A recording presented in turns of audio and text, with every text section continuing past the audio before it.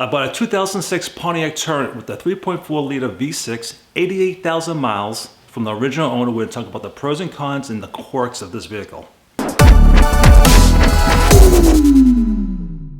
Hey guys, welcome back to the channel. My name is Mike the Baldadonis, and I buy and sell cars as a hobby, and I bring you guys along with me showing the pros and cons of each vehicle that I buy. Now, starting off the year, I bought 5 cars. This is number 2 of the 5 cars, and each car will have its each video. When I was driving down the street after buying my BMW Z4 convertible, I noticed the Pontiac sitting in the driveway with the for sale sign. It wasn't there just a few hours before because I just drove by the house. And when I came back, I was like, woo!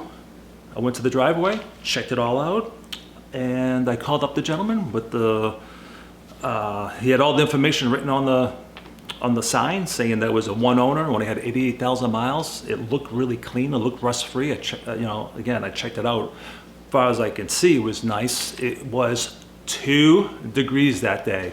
I live 30 miles north of Boston, so still winter time, and it was pretty damn chilly. So when he came back after doing his errands, I went to check it out, and to find out that unfortunately his wife, that was 75 years old, had passed away just a few months ago. And after talking to him for 4 hours, I got an insight on him and his family, and what a nice guy. He was in Vietnam. He's a Vietnam vet. He started up a motorcycle chapter in New Hampshire and Massachusetts. And unfortunately, his wife was a smoker, and she passed away from cancer. It kind of sucks how, when you buy a car from somebody, it's from a death in the family, which kind of sucks. But anyways, I got the vehicle, and let's talk about some of the pros and cons. There's a lot of cons that go with this car. So first off, let's talk about the pros, because it's really short-lived. 3.4 liter, it's very peppy. It's a front-wheel drive vehicle, 88,000 miles. It's rust-free, and there's a lot of room in the car. Driving on the highway, I couldn't believe on how well this car runs. But there's a few things that it needed, and we're going to bring it to my friend's shop at European Auto Solutions in New Hampshire. Hudson, New Hampshire. We'll put on the lift and see what it needs.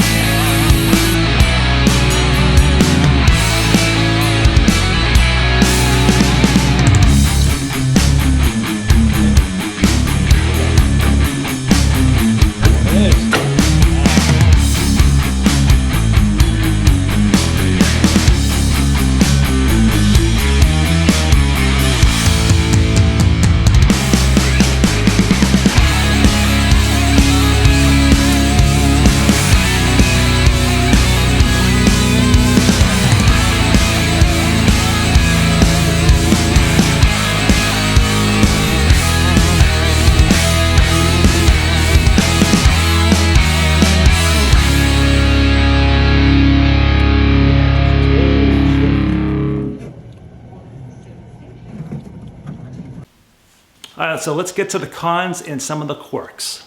All right, so sit back, guys, because there's a big list for the cons. Yikes. All right, so after we did the repairs at Dave's shop, the car did pass inspection, and driving down the street, check engine light popped up. I'm like, you gotta be kidding me. Seriously, it popped up as I was driving down the street.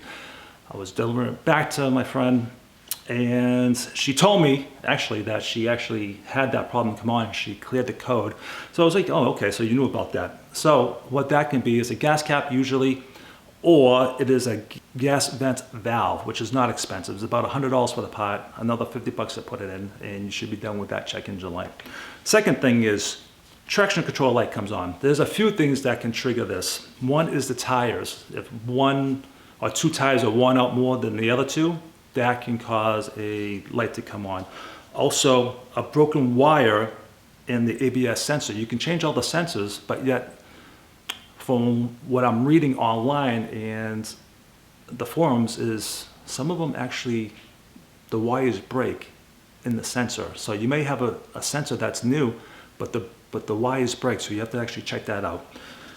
EGR valve has carbon buildup. Simple solution to that is take it off, clean it, put it back on, clear the code, drive it. If the check engine light doesn't come back on, or I'm sorry, the traction control light doesn't come back on, that was the problem.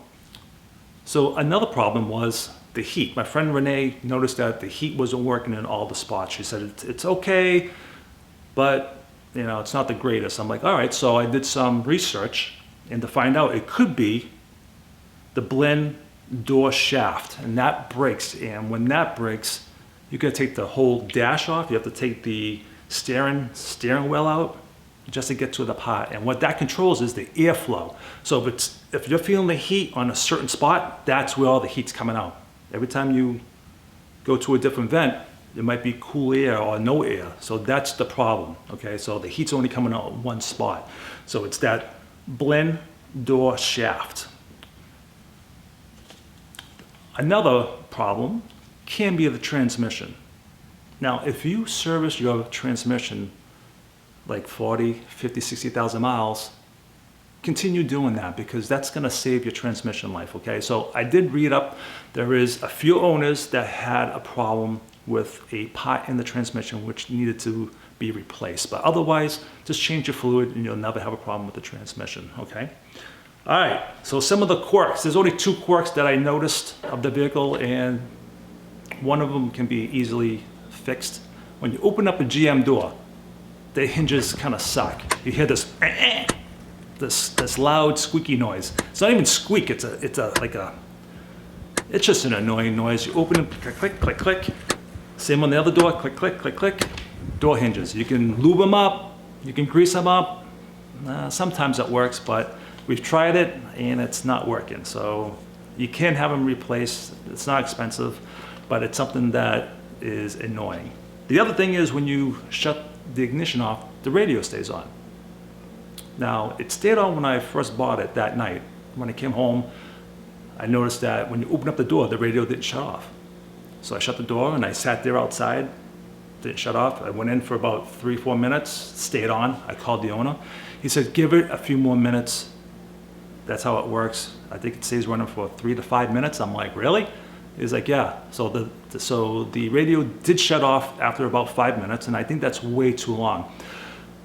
My friend Renee picked up on that, and she said it's really strange when she opens up the rear hatch that the radio shuts off immediately. So that's a quirk. I don't know if that's something that happened to anybody. So anybody that's owned these vehicles, please chime in. Any comment that you have with your vehicle, how you resolved it, please let us know. It'd be nice to hear back from you. So that's about it for this 2006 Pontiac Torrent. I bought it, I sold it the next day to Renee, and we did a few repairs. The other thing that she actually needs to do is front pads and rotors. Other than that, it runs pretty good. All right, guys, until the next video, Baldadonis out.